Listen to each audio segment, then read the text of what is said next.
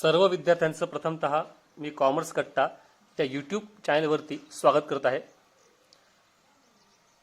प्रकरण क्रमांक 1 जे होतं पार्टनरशिप फायनल अकाउंट ते आपण संपवलेलं आहे। प्रकरण क्रमांक 2 accounts of not for profit concern ह्या प्रकरणाला आपण सुरुवात करणार आहोत। बोर्ड एक्झाम मध्ये हे प्रकरण 12 मार्क्ससाठी याचं एक्झाम्पल विचारलं जातं, तर ह्या एक्झाम्पलला आपण आज सुरुवात करणार आहोत। तर हे बघण्याच्या आधी नॉट फॉर प्रॉफिट म्हणजे काय, तर नफा न मिळवणारी संस्था। अशाही काही संस्था असतात की ज्या नफा मिळवत नाही। मग प्रश्न असा पडतो की नफा न मिळवणाऱ्या संस्थांचं अकाउंट्स मेंटेन करायची गरज काय। अशा काही शंका आपल्याला येत असतील तर या सर्व शंकांचं निरसन आपल्या ह्या प्रकरणामध्ये आपण आता थिअरी समजून घेताना करणार आहोत। दोन प्रकारच्या मेनली ऑर्गनायझेशन असतात, मग त्या म्हणजेच ट्रेडिंग ऑर्गनायझेशन म्हणजेच प्रॉफिट मेकिंग ऑर्गनायझेशन आणि नॉन ट्रेडिंग त्यालाच म्हणतो आपण नॉट फॉर प्रॉफिट ऑर्गनायझेशन्स।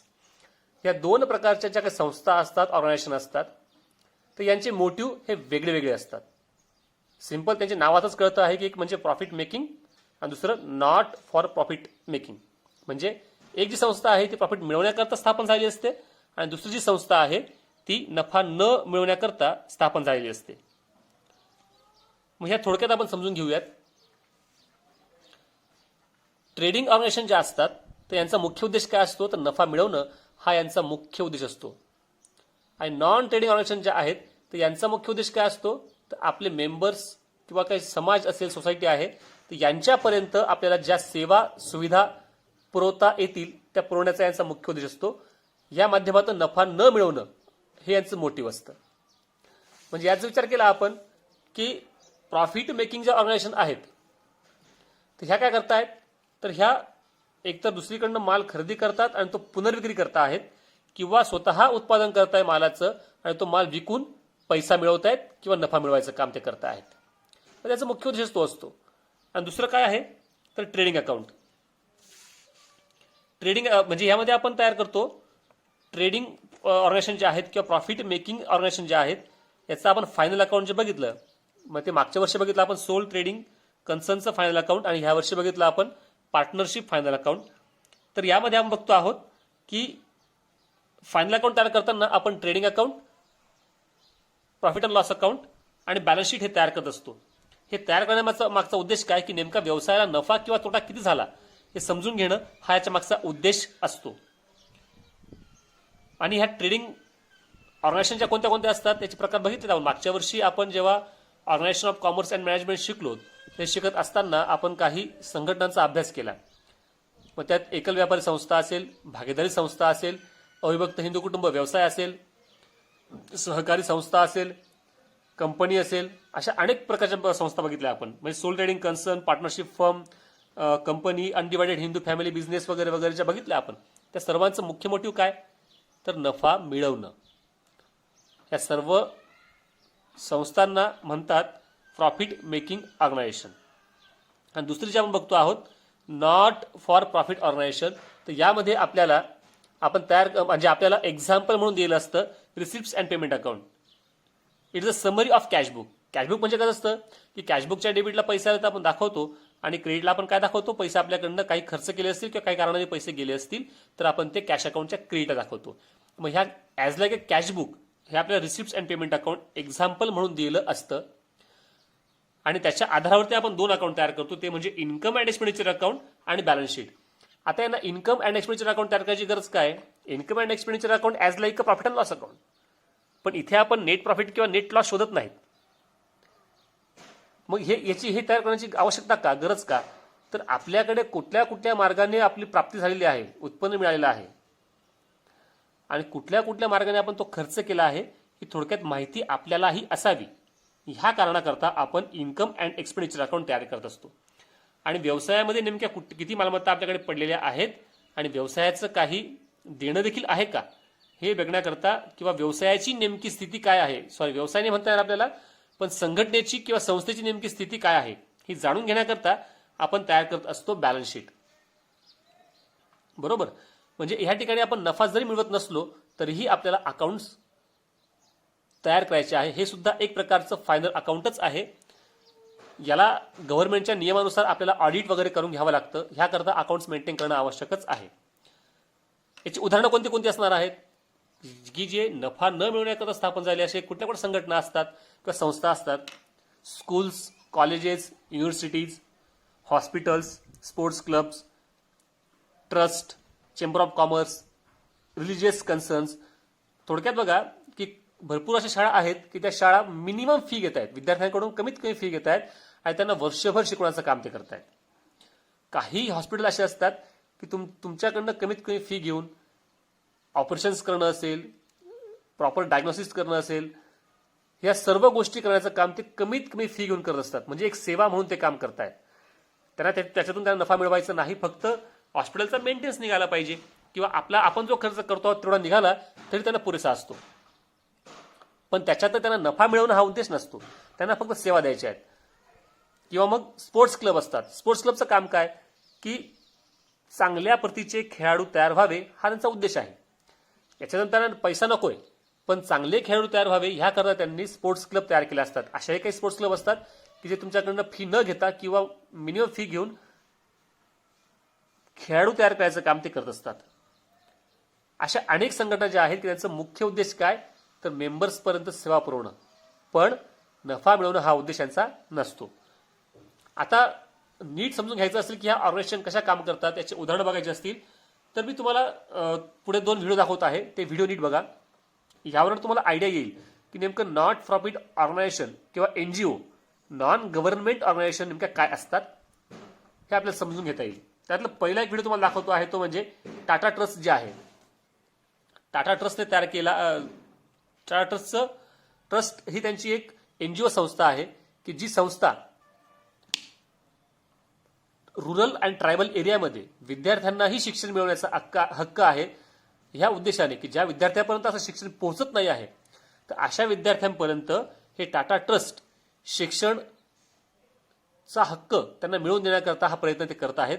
आणि रुरल किंवा ट्रायबल एरिया की ज्या एरियापर्यंत कोणीच पोहोचत नाही अशा एरियापर्यंत हे टाटा ट्रस्ट पोहोचतं आहे आणि अशा विद्यार्थ्यांना शिक्षणाकरता जे जे काही आवश्यक आहे तिथे व्हॉलंटियर्स तयार करतात आणि त्यांच्या मार्फत ह्या विद्यार्थ्यांचं शिक्षण कसं चालू ठेवता येईल हा प्रयत्न टाटा ट्रस्ट करत आहे. हे तुम्हाला पुढे व्हिडिओत बघायला मिळणारच आहे. आणि दुसरा एक व्हिडिओ तुम्हाला दाखवतो आहे तो म्हणजे नन्नीकली.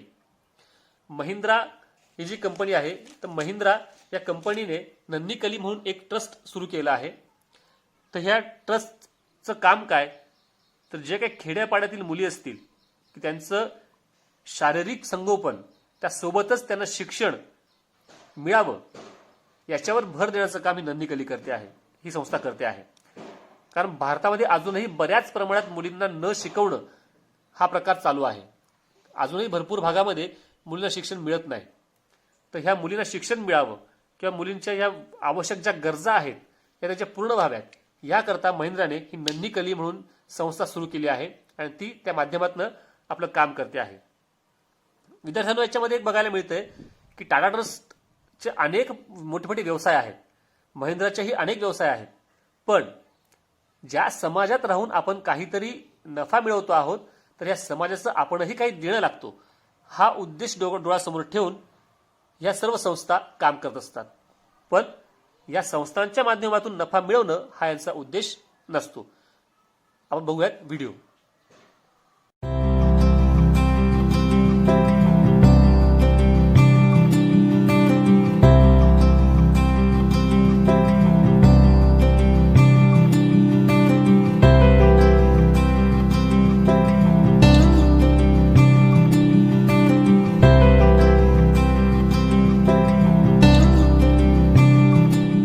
Tata Trust's focus on improving access to quality education in remote tribal blocks of the country.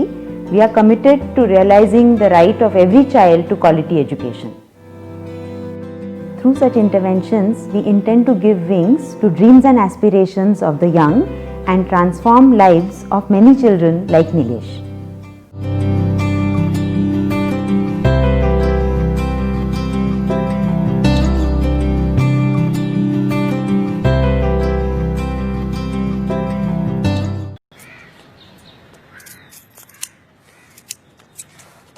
अरे ये क्या कर रही है?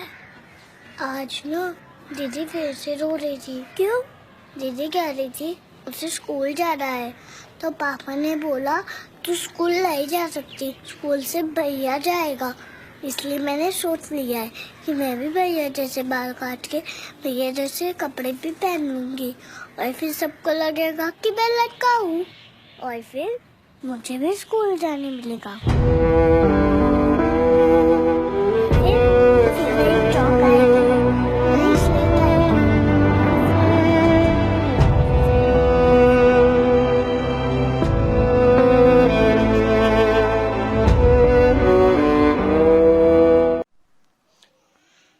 आपण नॉट फॉर प्रॉफिट कन्सर्न नीट समजून घेतल्यानंतर पुढे बघणार आहोत आपण त्याचे फीचर्स.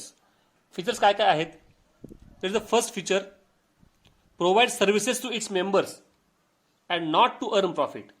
त्यांच्या मेंबर्सला सेवा पुरवणं हा त्यांचा मुख्य उद्देश असतो, नफा मिळवणं हा उद्देश त्यांचा नसतो. त्यानंतर आहे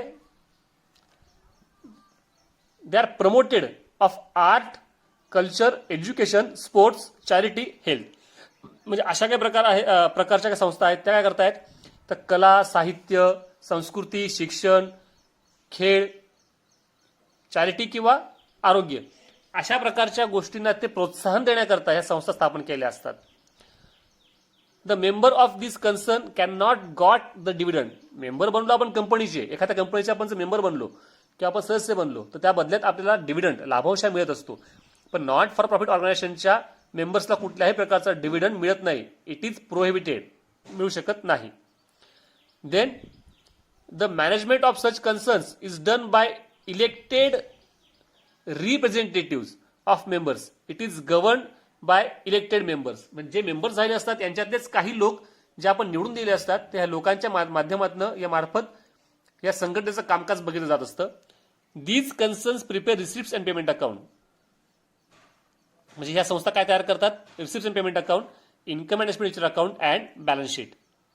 then capital fund is created by such concern, it is made up. म्हणजे जो ह्या संस्थांना कॅपिटल फंड मिळतो आहे किंवा जो काही फंड मिळतो आहे तर हा त्यांचा एंट्रन्स फीज, सरप्लस, लिगसीज म्हणजे कोणाच्या मृत्यूपत्राद्वारे आणि डोनेशन वर्गणीद्वारे ह्या माध्यमातून त्यांना जो काही पैसा मिळतो तर ह्या पैशांच्या आधारावरच या संघटना किंवा संस्था ह्या काम करत असतात. त्याच्यानंतर बघूयात आपण डिफरन्स, नेमका याच्यामध्ये फरक काय आहे. म्हणजे प्रॉफिट ऑर्गनायझेशन आणि नॉट फॉर प्रॉफिट ऑर्गनायझेशन ह्या दोघांमध्ये नेमका फरक काय. तर प्रॉफिट ऑर्गनायझेशनमध्ये यांचं मेन मोटिव्ह काय आहे, प्रॉफिट मिळवणं. आणि नॉट फॉर प्रॉफिट ऑर्गनायझेशनमध्ये मेन मोटिव्ह काय आहे, प्रोव्हाइड सर्व्हिसेस, सेवा पुरवणं. यामध्ये आपण ट्रायल बॅलन्स आपल्याला एक्झाम्पल म्हणून दिला असतो किंवा तयार करावा लागतो आणि त्याच्या आधारावरती आपण पुढचे अकाउंट्स मेंटेन करतो. आणि ह्या ठिकाणी रिसिप्ट्स अँड पेमेंट अकाउंट हे आपल्याला एक्झाम्पल म्हणून दिलं असतं आणि यावर पुढील अकाउंट्स आपण तयार करत असतो. तर कोणते कोणते अकाउंट, तर प्रॉफिट ऑर्गनायझेशनमध्ये trading account, profit and loss account आणि बॅलन्स शीट हे का तयार करतो, तर नेट प्रॉफिट किंवा नेट लॉस शोधण्याकरता. आता या ठिकाणी आपण रिसिप्ट्स अँड पेमेंट अकाउंट दिलं असतं, या आधारावरती आपण तयार करतो इन्कम अँड एक्सपेंडिचर अकाउंट आणि बॅलन्स शीट.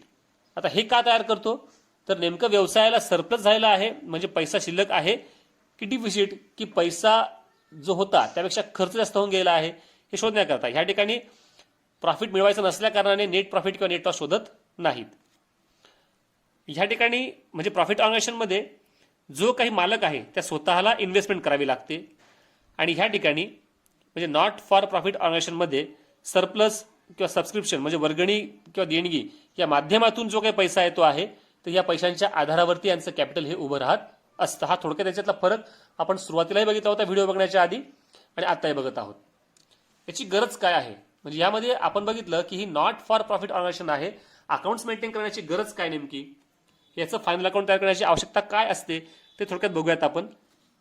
तर पहिलं याची गरज आहे ती म्हणजे कंट्रोल ओव्हर मॉनिटरी ट्रान्झॅक्शन्स. ज्या काही आपल्याकडे ट्रान्झॅक्शन्स होता आहेत, जे काही व्यवहार होता आहेत आपल्याकडे, त्या व्यवहारांची इत्यंभूत नोंद ठेवली गेली पाहिजे. कारण यामध्येही तुम्हाला माल प्रॅक्टिसेस होऊ शकतात, म्हणजे भ्रष्टाचार होऊ शकतोय. हा टाळण्याकरता प्रत्येक व्यवहाराची नोंद ठेवली जात असते. Then to know the source of income, नेमकं कुठल्या मार्गाने पैसा आपल्याकडे आला त्या सोर्स कळला पाहिजे. आणि हेड्स ऑफ एक्सपेंडिचर, आणि कुठल्या कुठल्या मार्गाने आपण तो किंवा कुठे कुठे खर्च केला हेही कळलं पाहिजे. तर ह्याकरता हे अकाउंट्स मेंटेन करणं आवश्यक असतं.